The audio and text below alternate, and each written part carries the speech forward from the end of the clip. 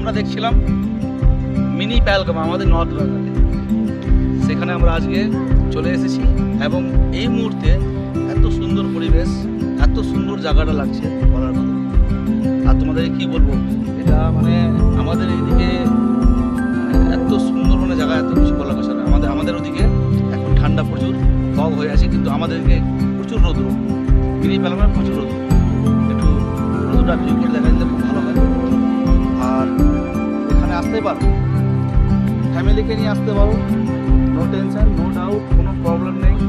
এখানে তোমরা এসে এনজয় করতে পারো।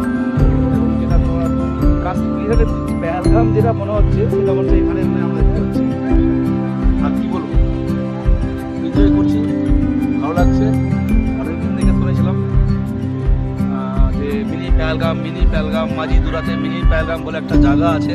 মাঝিদুরা মেন জায়গার নাম হলো মাঝিদুরা, জাস্ট নিচে আসতে হবে, মিনি পেহেলগাম এটাই ব্যাস।